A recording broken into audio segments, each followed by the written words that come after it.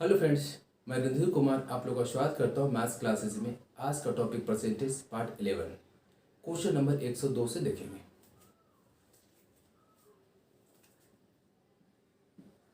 Question number 102 कहता है किसी परीक्षा में 60% विद्यार्थी इंग्लिश में, अंग्रेजी में कितना 60% विद्यार्थी, ठीक है। मैथ में कितना दिया हुआ है, मैथ में 70% विद्यार्थी क्या हुए, उत्तीर्ण हुए, मतलब ये दोनों विषय में इतना इतना परसेंट विद्यार्थी पास हुए। फिर कर आगे यदि 20% विद्यार्थी दोनों विषयों में उत्तीर्ण रहे तो कहता है इंग्लिश और प्लस मैथ दोनों में जो उत्तीर्ण रहे वो कितना है 20%, ठीक है। फिर क्वेश्चन कह रहा है यदि 2500 विद्यार्थी दोनों विषयों में पास हुए, यदि इंग्लिश और प्लस मैथ में 2500 विद्यार्थी पास हुए, ठीक है। ये परसेंटेज में है, ये संख्या में दे दिया है। तो क्वेश्चन कर रहा है कुल विद्यार्थियों की संख्या कितनी है। क्वेश्चन इतना दिया, अभी कुछ भी नहीं किया, बस क्वेश्चन को लिखे हैं। तो कह रहा है कुल विद्यार्थियों की संख्या कितनी है। इसे हम वेन डायग्राम के बेस पे बनाएंगे। देखिए वेन डायग्राम पहले होता क्या है ये देख लीजिए। एक्चुअली वेन डायग्राम पहले इस क्वेश्चन को पहले उसके बारे में समझ लेते हैं क्या होता है वेन डायग्राम। वेन डायग्राम देखिए यहाँ पे, ठीक है। ये जो होता है, ये जो पार्ट होता है, इसके अंदर जो भी होता है कितना होता है, ये 100% है, ठीक है। ये 100% है। यदि दो चीजों की बात करें, यहाँ दो सब्जेक्ट है, इसीलिए क्या होता है दो पार्ट में डिवाइड करेंगे। यदि तीन होता तो तीन, ठीक है, दो डिवाइड किया। अब क्या होगा, इंग्लिश और मैथ वेन डायग्राम ऐसा आरेख है जिसके अंदर हर परिस्थिति को, हर कंडीशन को अलग अलग पार्ट में दिखाता है, ठीक है। जैसे यदि ये टोटल ये 100% होता है, टोटल ये 100% होता है, तो इस पार्ट को, इसको दो भागों में डिवाइड करें क्वेश्चन के अनुसार। एक होगा ये पास में होगा, एक होगा एक फेल में होगा, ठीक है। एक होगा कॉमन होगा, इस पार्ट में कॉमन होगा, एक पार्ट में सेपरेट होगा, ये पार्ट और ये पार्ट। ये टोटल जो पार्ट होता है वेन डायग्राम में 100% होता है, ठीक है। ये जो पार्ट होगा यहाँ पे देखिए, ये जो पार्ट होता है, बीच का जो पार्ट होता है, ये दोनों कॉमन पार्ट है, ठीक है। ये जो टोटल पार्ट होता है, ये टोटल पार्ट ये पास या फेल क्वेश्चन के अनुसार चलेगा ये, ठीक है ना। ये हो गया आपका, ठीक है।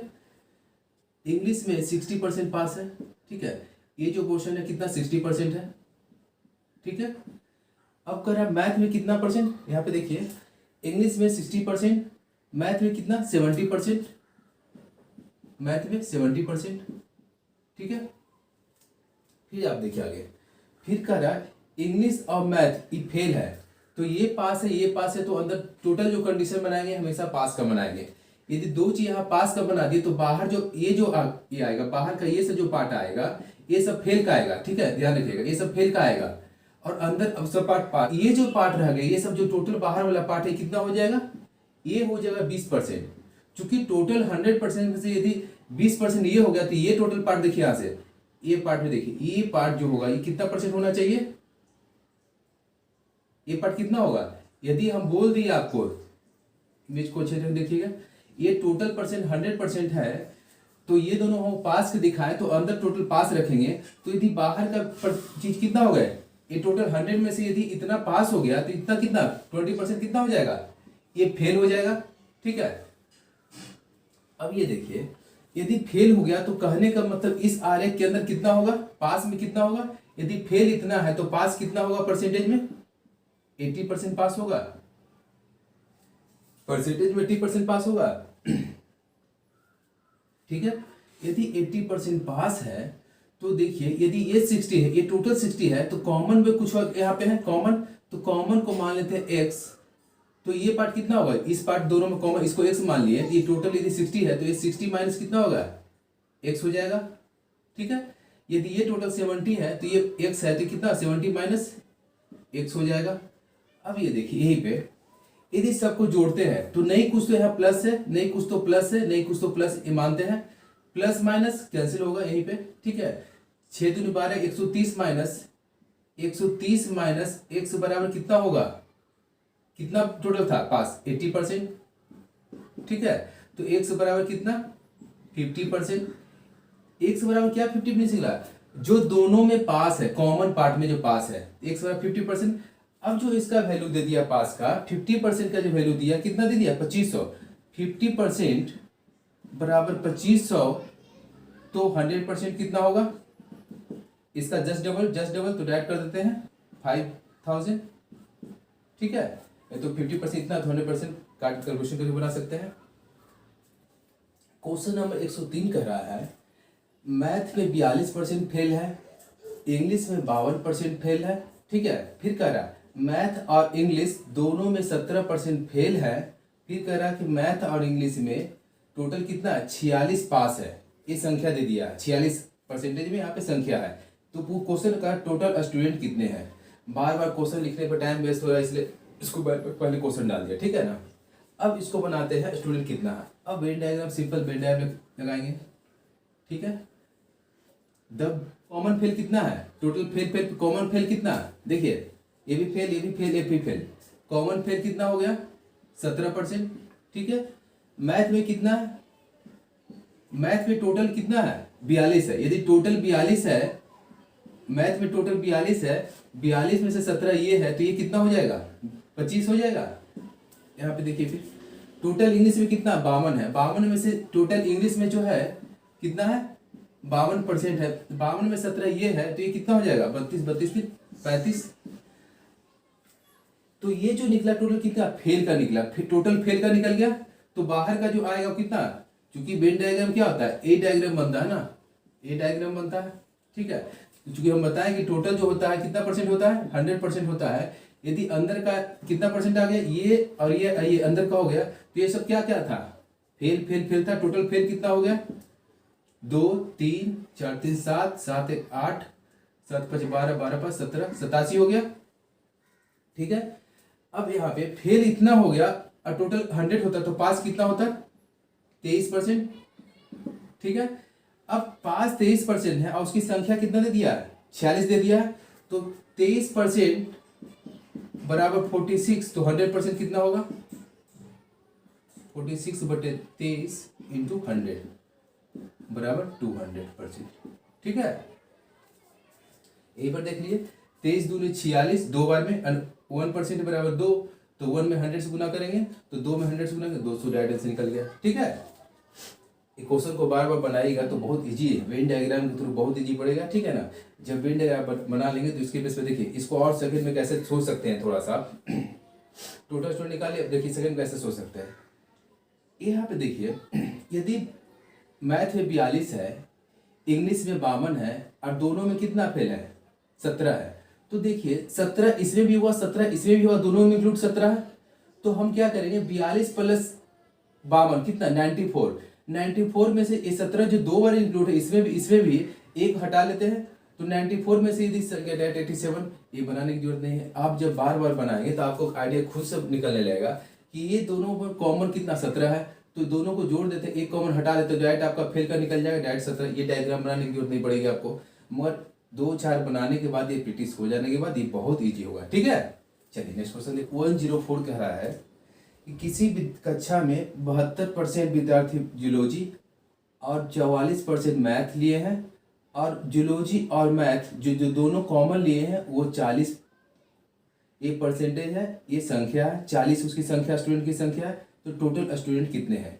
और इसमें एक कंडीशन ये रखा है कि प्रत्येक विद्यार्थी जूलॉजी या मैथ में से कुछ न कुछ सब्जेक्ट लिया है, मतलब प्रत्येक विद्यार्थी ने कुछ न कुछ पढ़ाई किया है। ठीक है, अब ये देखिए यहाँ पे ठीक है, ये जूलॉजी है ये मैथ है।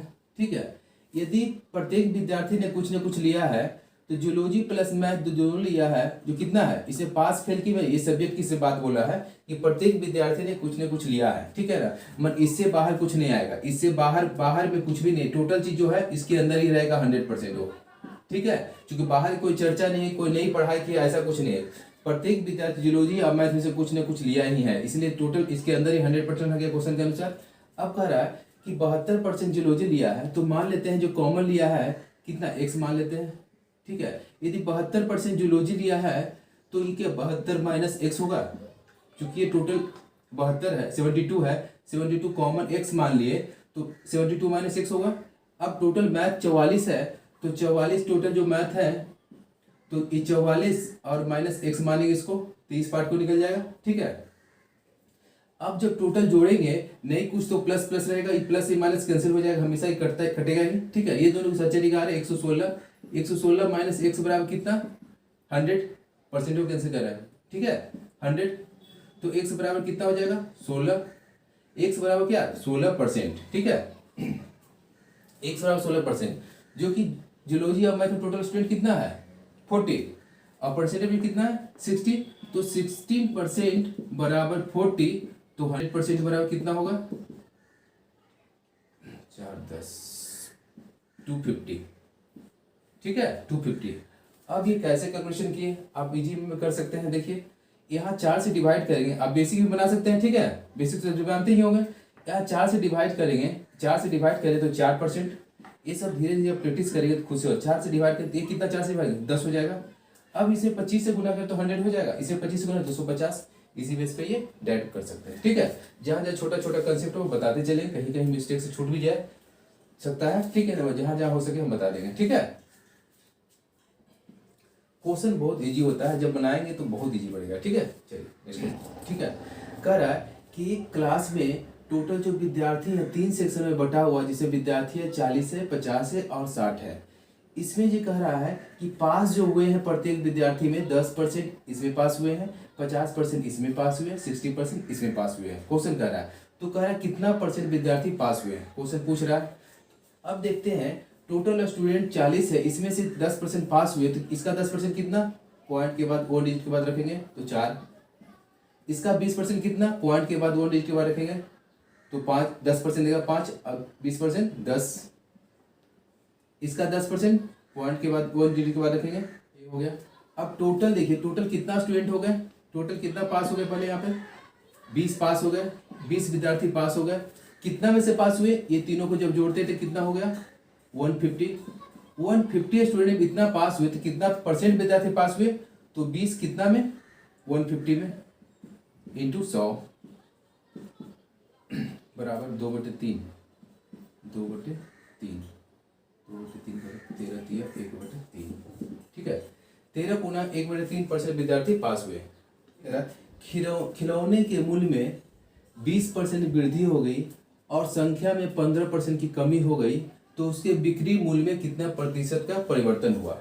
तो इस कंडीशन में हम क्या होता है, यदि मूल्य इसका x रहा होगा, ठीक है, संख्याओं की संख्या खिलौनों की संख्या यदि y रहा होगा, तो इसका जो भी मूल्य आएगा टोटल जो बिक्री का मूल्य आएगा ये दोनों गुना करेंगे। यदि कोई मल्टीप्लिकेशन में दिखे तो उसमें एक रूल बताए थे हम, इसका ऐसा कंडीशन जब दिखे तो इसमें मान लेंगे वो 100 है। ठीक है 100 में 20% की वृद्धि हुआ, तो 100 का 20% कितना होगा 120% कितना होगा, 20% की वृद्धि होने के बाद ये संख्या कितना 120 बन गया। अब कह रहा है कि 15% कमी हुआ, तो 15% का कमी होने का मतलब इसका 15% कितना 18, 120 में से 18 की कितना 102। अब ये देखिए 100 जो था उसका संख्या कितना हो गया 102 हो गया, तो कितना की वृद्धि हुआ 2 का वृद्धि, 2 को वृद्धि 100 के एक्सपेक्ट कितना 2% देगा। ठीक है 2/100 करेंगे इंटू 100, ठीक है 2%। इस चीज को आप माइंड में भी कर सकते हैं। 100 का चीज 120 हो गया, 120 का 15% कितना होगा 18 होगा, 120 में से 18 गया 102। 100 का चीज 102 हो गया, 2 जैसे ही 100 के रिस्पेक्ट में दिखेगा तो डैट जो भी दिखेगा जो परसेंटेज रहेगा। ठीक है जिसका बेस 100 रहेगा जो भी ऊपर दिखेगा 100% रहेगा। जैसे 10% तो 10/100 बोलते हैं। ठीक है इसको क्यों 100 बोलते 10% बोलते चूंकि इसका बेस 100 है। ऐसे ही 2 के नीचे कितना 100 है, इसलिए डायरेक्ट 2% कर सकते हैं इसको। ठीक है चलिए नेक्स्ट क्वेश्चन देखते हैं। क्वेश्चन नंबर 107 कह रहा है कि अजय का जो मासिक वेतन है उसका 25% रेंट पे, तो आर को रेंट के 25%, 5% फूड पे खर्च करता है, 15% ट्रैवलिंग में खर्च करता है और क्लोथ पे खर्च करता है। ये सब खर्च करने के बाद उसको जो बचत है 27,000 रुपया है, तो कहता है उसका महीने की आय कितना है। ये क्वेश्चन कर रहा है। ये सब क्वेश्चन किया हुआ बनाए नहीं, बस क्वेश्चन को लिखा हुआ है। ठीक है क्वेश्चन को मैं इसलिए बार बार लिख रहा हूँ कि आपको टाइम का बचत हो। ठीक है क्वेश्चन को लिख दिया। अब बनाना क्या इसको है कि हम जानते हैं जो भी इसका आय रहा होगा कितना परसेंट रहा होगा 100% रहा होगा।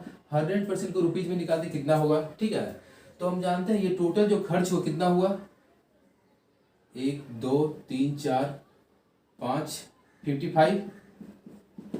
ठीक, अब 55% क्या हो गया, इसका खर्च हो गया, 55% खर्च हो गया। और कह रहा है इतना खर्च हुआ तो सेविंग कितना हुआ होगा, इसका बचत कितना हुआ होगा, बचत कितना 100 माइनस 55 बराबर 45% का इसका क्या बचत हुआ होगा। अब ये देखिए 45% बराबर कितना दिया हुआ, 27,000 दिया हुआ। 45% बराबर 27,000, तो उसका आय कितना था, आय निकालना है ना टोटल, तो 100% बराबर कितना होगा,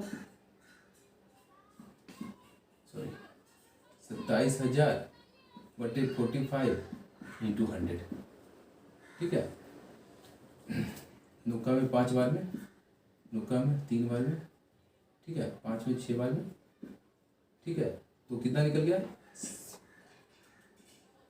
60,000 उसके मंथली आय हो गया। ठीक है, उसकी मंथली आय कितना हो गया 60,000। ठीक है, चलिए 108 कर रहा है कि कौशल के मासिक वेतन का 12%, तो कौशल को वेतन को के मानते हैं, कौशल के मासिक वेतन का 12%। ठीक है, फिर कह रहा है नंदनी के मासिक वेतन के 16%, नंदनी को वेतन को इन मानते हैं, मासिक वेतन का कितना परसेंट 16% बराबर है, तो बराबर कर दिए। क्वेश्चन कह रहा है आगे, फिर कह रहा है सुरेश का मासिक वेतन नंदनी के मासिक वेतन का आधा है, तो पहले हम ये दोनों का रेशियो निकाल लेते हैं, नंदनी और ये कौशल का। तो हम परसेंट कैंसिल करते हैं, 4 में कितना बार में 3 बार में, 4 में कितना बार में 4 बार में, तो हम कह सकते हैं K/N बराबर कितना होगा, n इधर जाएगा तो 4 तो ऊपर आ जाएगा 4, ये 3। इसे लिखने का एक और सोच सकते हैं, K बराबर तो 3 होगा नहीं, तो K बराबर क्या होगा, इसके जब 4 K बराबर 4, n बराबर क्या होगा, इसके बराबर 4 तो होगा नहीं, इसके बराबर ये होगा, इस बेस पे सोच सकते हैं। ठीक है, तो क्रॉस मल्टीप्लिकेशन किए, बस यहाँ पर न लिखे हम नीचे लिखे हैं, बस ये है ना। अब आगे देखते हैं क्वेश्चन का, सुरेश का मासिक वेतन नंदनी के मासिक वेतन का आधा है, सुरेश का मासिक वेतन नंदनी के वेतन का आधा, यदि नंदनी 3 है तो सुरेश क्या है, इसका आधा है, तो कितना हो जाएगा 3/2 हो जाएगा, जस्ट इसका आधा। इसको लिख सकते 3/2 को 1.5। ठीक है, फिर क्वेश्चन क्या बोल दिया आगे, सुरेश का वार्षिक वेतन, सुरेश का जो वार्षिक वेतन है इसका कितना है 1.08 लाख। ठीक है, ये लाख में दिया हुआ है, ये जो वार्षिक वेतन है ये सब मंथली वेतन है। वार्षिक वेतन कितना दिया हुआ है 1.08 लाख।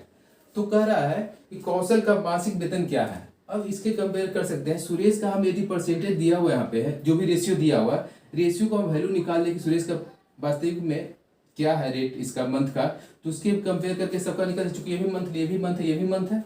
तो अब यहाँ पे देखते हैं सुरेश का जो 1.08 है लाख में है, उसको रुपीज में करने के लिए 1 पे 5 जीरो लगाएंगे, ये 2 जीरो जाएगा, 2 जीरो नीचे जाएगा, ये 2 जीरो, ये 2 जीरो कैंसिल। अब ये देखिए यहाँ पे ये जो है कितना साल का है, साल का है, तो 1 महीने का कितना होगा, 1 महीने का मंथ का कितना होगा,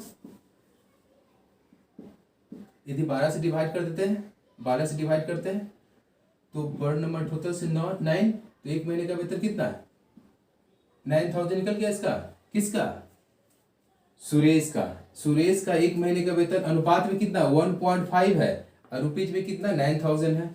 तो किसका पूछ रहा है, कौशल का ना। अब यह सोचिए आप, सिंपल तो 1.5 बराबर लिख सकते हैं 9,000, और कितना पूछ रहा है 4 बराबर निकाल सकते हैं 1.5 इंटू कितना 4, ये जीरो 15 छक 90, 6 चौ 24,000 रुपया। हाँ ठीक है, ये तो बिल्कुल बेसिक कैलकुलेशन हो गया।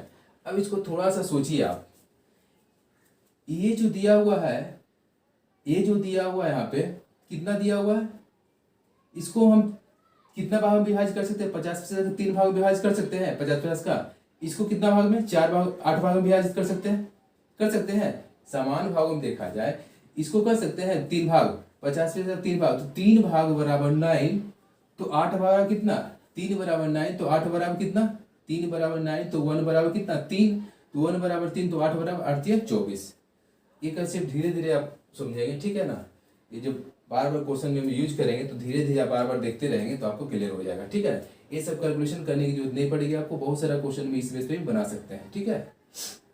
अपनी आय का 80% खर्च करता है। मान लेते हैं किसी व्यक्ति का जो आय है 100 है, ठीक है, खर्च कितना करता है 80% में 80 खर्च करता है, 80% मतलब 80 होगा 100 का, ठीक है। अब कह रहा है निर्वाह खर्च में वृद्धि होने के कारण उसके खर्च में 37.5% की वृद्धि हो गई।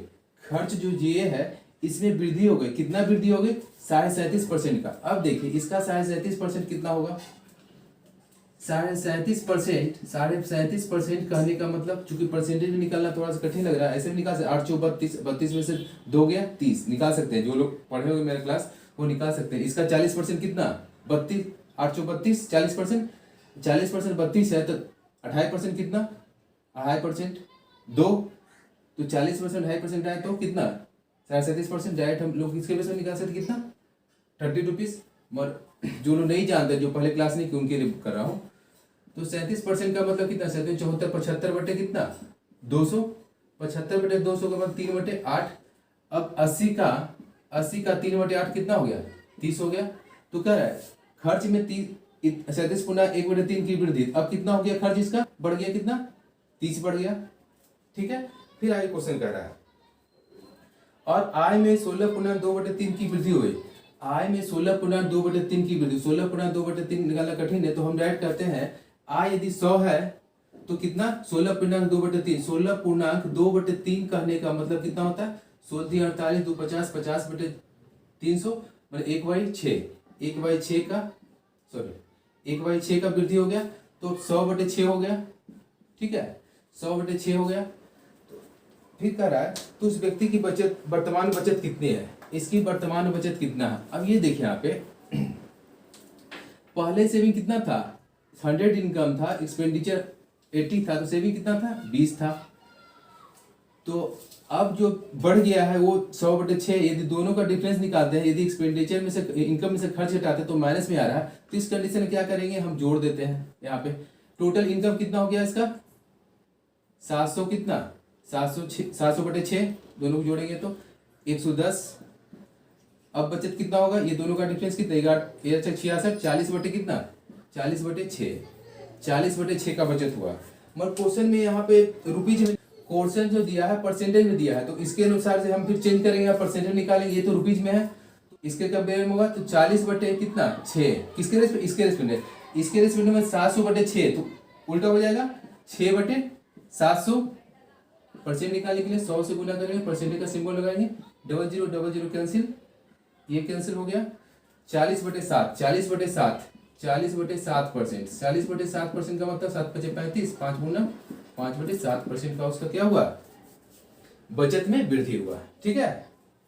चलिए नेक्स्ट क्वेश्चन देखते हैं। घरेलू आवश्यकताओं पे मैंने होम रिक्वायरमेंट पे खर्च करता कितना है, होम रिक्वायरमेंट पे घरेलू आवश्यकताओं पे कितना 20%, ठीक है। फिर कहता शेष आय का 15% पुस्तक पे बुक पे कितना 15%, किसका अब डायरेक्ट नहीं बोला इनकम का, शेष आय का। यदि उसका आय 100% रहा होगा तो अब शेष आय कितना होगा, इसके बाद 80 बचा, शेष आय ही बचा ना, 20 खर्च किया तो 80, शेष आय का कितना परसेंट 15%, इसका 15% कितना 12 हो गया, 12% होगा इसका। शेष आय का 30% कपड़ों पे क्लोथ पे कितना शेष आय का 30%, इसमें से 12 घटाएंगे तो 12 घटाएंगे कितना होगा 70 68 हो जाएगा।